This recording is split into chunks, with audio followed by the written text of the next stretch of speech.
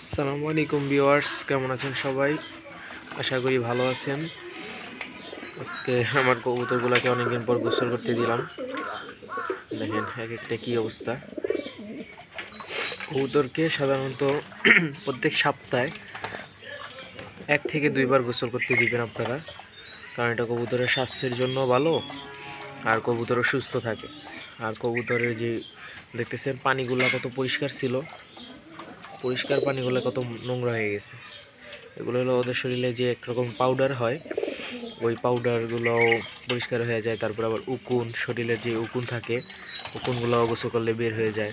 শরীরের ময়লা, তারপরে বিভিন্ন ময়লা আবর্জনা যেগুলো লেগে থাকে শরীরের মধ্যে, ওই ময়লাগুলো বের হয়ে যায়, যার কারণে কবুতরও ফ্রেশ থাকে।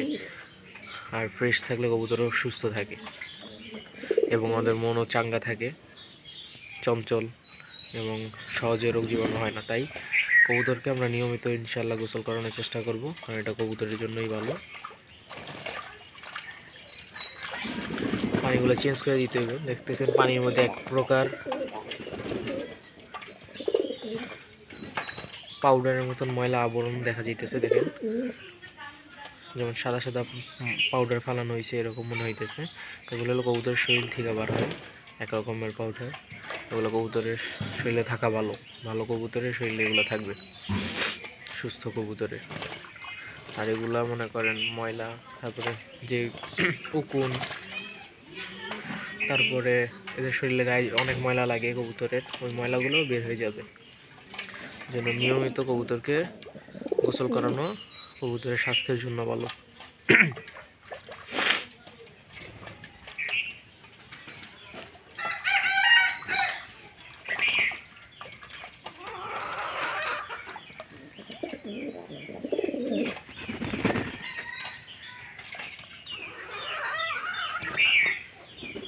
আরেকজনে মাটি দিয়ে গোসল করে ফেলতেছে, ওরে গেলে মাইট দেয়, তাই হয়।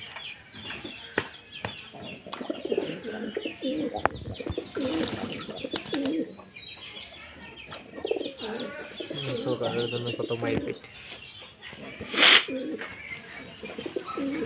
একটা আরেকটারে গোসল করতে দিবে না। এগুলা বেশিরভাগ নরগুলো এরকম করে। নর যখন নামে মাদিগুলোকে নামতে দেয় না, বা অন্য কবুতরকে জায়গা দিতে চায় না। নরের এটা বৈশিষ্ট্য আর কি।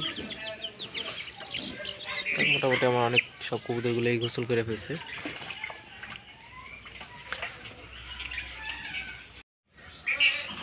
তো বন্ধুরা, আজকে এখানেই বিদায় নিচ্ছি। যারা এখনও পর্যন্ত আমাদের চ্যানেলটি সাবস্ক্রাইব করেননি, তারা সাবস্ক্রাইব করে আমাদের পাশেই থাকবেন আর ভিডিওতে একটা লাইক করে দিবেন। ইনশাআল্লাহ ভালো থাকবেন সবাই। আসসালামু আলাইকুম।